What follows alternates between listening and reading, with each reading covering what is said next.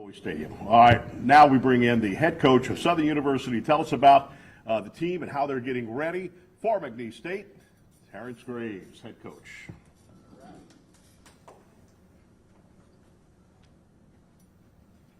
Good afternoon. It's a long time coming, but it's here. Football season is here. We're excited. We're preparing to go to Lake Charles this weekend and take on the Cowboys of McNeese State. Guys are looking forward to the opportunity, and it's just game time. It's ready to go. Any questions? Coach, would you just discuss how ready you think your team is for this? I know camp lasts a certain number of days, but how ready do you feel about this team? I think the guys are ready to play. It's been a long camp. It's been a hot camp. Those guys are tired of hitting one another, tired of going against one another. So it's time to actually hit someone and when it counts. So I think those guys are ready. They know what to do and how to do it. It's just a matter of executing on all three phases of the game. Coach, what kind of sticks out to you about McNeese's quarterback, Clifton McDowell? Well, funny to say that Clifton, we had Clifton committed here at one time, and he decided to go somewhere else, so we're familiar with Clifton. Clifton is a very athletic quarterback, and he can throw and he can run and he can lead. I mean, he did a great job. Saturday he did a great job throwing the football, and then he led the team rushing. So he's a guy that he can put the team on his back and propel them to the top if need be. When you're going against a quarterback that can kill you with his legs like that, how important is it for your guys on the edges to stay home and stay disciplined? Well, I think you got to stay disciplined across the board, just not on the edges, because Clifton is a big, strong, athletic quarterback, and he runs the ball inside as well. So I think everybody has to do their job. It's not just the defensive ends. It's everybody has to do their 111 to make sure that we can, you never stop anybody, an athlete of that magnitude. You just try to contain them. Coach, is it a huge advantage for like McNeese State to have their first games? You got their current game film. So what did you send them for their game film? Was it the Bayou Classic? Well, we had a typical film exchange, and I don't know if it's a huge advantage, but it is an advantage in some senses of the word because they got a chance to play, and most of the time what you want to do is you want to improve from week 1 to week 2. So this will be their week 2, and I'll be our week 1. So they had the opportunity to knock some of the kinks out. So not a huge advantage, but I think it helps when you get a chance to play before your opponent starts. What kind of a response have you seen out of Noah Bodden since he was named the starter? Did he step up from that point? Did you feel like he really embraced it and everything? Noah's been the same. Noah has the attitude of being a leader. Noah, he wants to be the best. So I think just naming him just confirmed that he was the guy going out. And he's been the same Noah. He's been the same Noah since I've known him. He still leads. He wants to be the best player he can be. Wants to make every throw. Wants to make everything right. So it's just Noah being Noah. What else did you see from McNeese on film? Oh, they do a good job on offense, defense, and in the kicking game. I think hats off to them. Those guys got down early last week, and they showed a lot of mettle. A lot of times teams will fold up and fold a tent and call it a day, but those guys did a great job of coming back in that second half and making a ball game, and they had a chance to win, and that's what you want. You want your guys to continue to fight and play to the end to give yourselves an opportunity to win. So, hats off to them. They did a really good job of staying in that ball game. Coach had a great offensive, obviously, game to come back in that game, but defensively, they only allowed Carleton State 94 yards the total second half, 11 yards in the third quarter, and the rest for the fourth quarter. So how did their defense look on film? I mean, pretty good. I mean, you gave up 90-some yards in the second half, so they did a really good job. They have some players over there. They had a lot of transfers, and those guys stepped up. I guess they got their win in the second half, and those guys showed you why they could play on those other levels as well. And they did a really, really good job of making it a ball game second half. McNeese's offense had 4 turnovers in that game. How are you preparing your defense and defensive coaches preparing them to be disruptive like that and create those turnovers? Same thing we do in practice every day. Every day we do tackling and turnover circuit. So now it's just a matter of taking what we do in drills and putting it in the game situation. Those guys done it in scrimmages. They do it every day in practice. So it's just carryover. What impressed you the most about McDowell in the game? I don't know, maybe that he's improved to the level of, him being a senior and all? Well, Clifton is a great quarterback, and he's a great athlete. And the thing about it is just his leadership. He did a great job of keeping those guys in. I mean, they got down 26-7, and he never batted an eye. He did everything that he was supposed to do as a quarterback, and hats off to him. He did a great job of leading those guys back.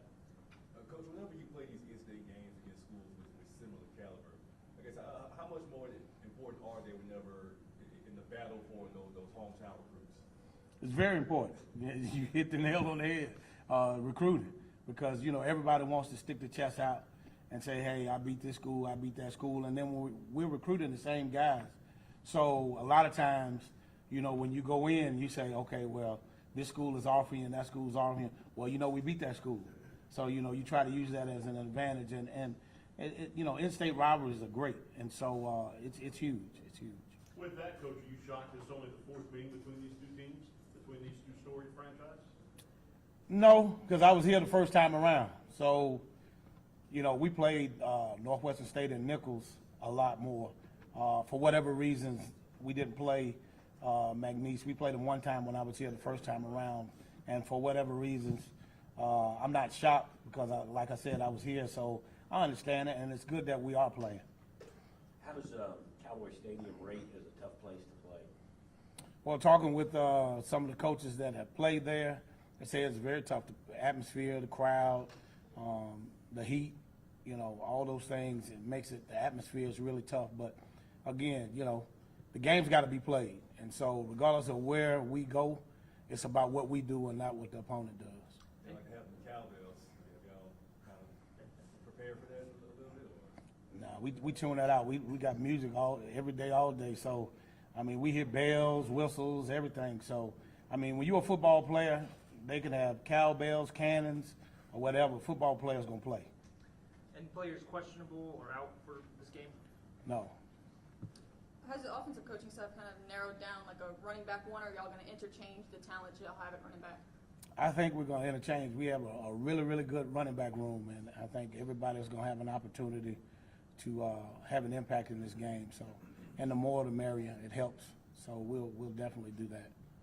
Coach, do you have a personal pregame routine that you go through? Maybe something a little superstitious or something that you do before?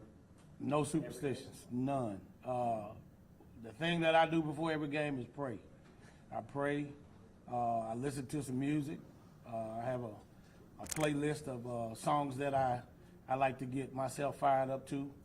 And then other than that, then I just go out and, I've been doing this since I was 5 years old. So game time is always been the same for me. Can you give us the names of a couple of the songs on your playlist? Some of your favorites? Yeah, I mean, one of my favorites is I have a childhood friend. He's a producer. His name is, we call him Bink, and he produced the song Lights, Camera, Action. So, and I listen to that all the time. And like I said, we grew up together, and he laughs when we talk, and he say, "T, you still listen to that?" I say, "I still listen to it." So that's just one of them. And then I have an array of music I listen to. I listen to a little go-go from Washington, D.C., being from Norfolk, Virginia. So I listen to a lot of different things. So just whatever I'm feeling like, and then the game dictates my playlist. Some of the newer guys you have on your team, transfers, freshmen, how do you and the coaching staff and maybe some of the veterans on the team prepare them for their first game as a Southern Jag? Well, basically, we indoctrinated them into the Southern Jaguar way already. So it's not, and those guys, some of those guys played on big stages before, so it's not like a whole lot that you have to change. You can't get prepared to play at Southern University. You have to go through it. So it's an experience. It's not something I can sit down and tell them. I can tell them, but they have to experience it. So once they experience it, it's going to be just like any other game.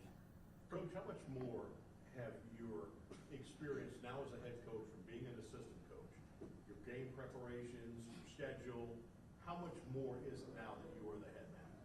I think I do more non-football stuff now than I did as an assistant coach. And because one thing, I let my coaches coach. You know, I let them, they run the offense, the defense, the special teams, and I pretty much, you know, oversee all the external, internal, external stuff. So I kind of miss it, you know, sitting in the, you know, sometimes they put me out. Coach Frederick and Coach Henry Miller, they put me out of their rooms because, you know, I guess they don't want me, the old ball coach, standing over them. So, but you know, I do more outside stuff. Hopefully, it'll slow down a little bit, and I can get back into a little. Now, Coach Todd, he won't let me retire from special teams, so I guess that's a good thing. So how do you think your feelings are going to be as you're getting to game time? I know as the game goes on, you forget about it, it becomes a game.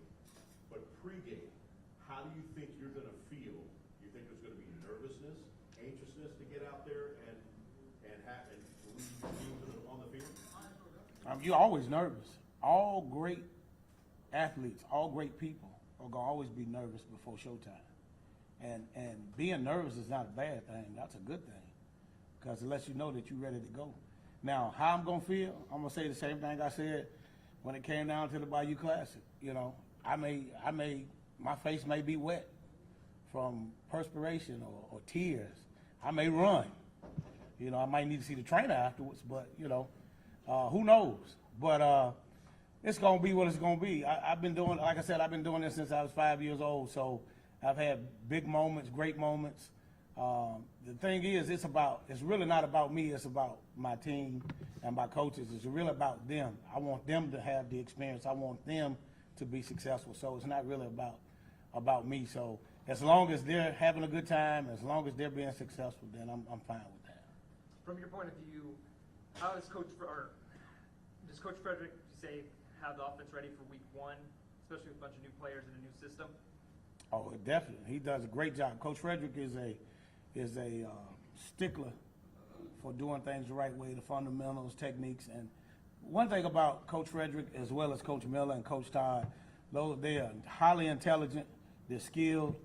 They don't try to be the smartest people in the room, and they don't try to make it difficult for the players. They make sure that those guys have it, they have it down, and have it so they can play fast and they can execute. Now that it's officially game week, how is practice and meetings and the preparation going to look a little different for the team? Well, of course, it won't be as long as camp was because, of course, we're in camp. So now they have classes and study hall and all those things, but we'll still have practice where it'll be scaled back a little bit. We'll still get out there and get at it, but nothing's really not going to change except the time factor. We won't go as long because, of course, school's in session now, so everything is still the same pretty much. Coach, can you tell us who you settled on the offensive line? I know that was an area of transition for you in camp. Whoever Coach Nimitz puts out there. I mean, again, I'm not the guy that's a micromanager. And the 5 or 10 guys he plays, I'm fine with that. And I think it's going to be Trash, Josh Trash, Courtney Lyles, Cam Foster. I'm missing somebody.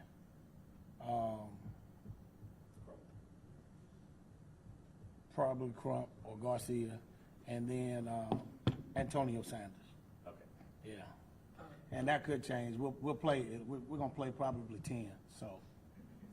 Coach, what do you think will be important for your team if the game against McNeese takes a similar turn to their first game, where you guys get out to a strong lead and then they come back in the second half and they put up a lot more resistance and make the game more of a game? What will you looking like for your team to do from a mentality standpoint if that is how the game turns going into the later stages? Well, the way that we practice and the way that we coach, we live in the precious present, and we understand that the game is going to have ebbs and flows. It's a momentum game. So regardless of how the game is going, we're going to stay the course. And so as long as we stay the course, we'll be fine. There's no need, you know, if we get out to a big lead or what have you, and they may or may not make a run. But we just got to continue to do. We start fast, finish strong. Any more questions for Coach Graves? Thank you, Coach Graves. Go Jags.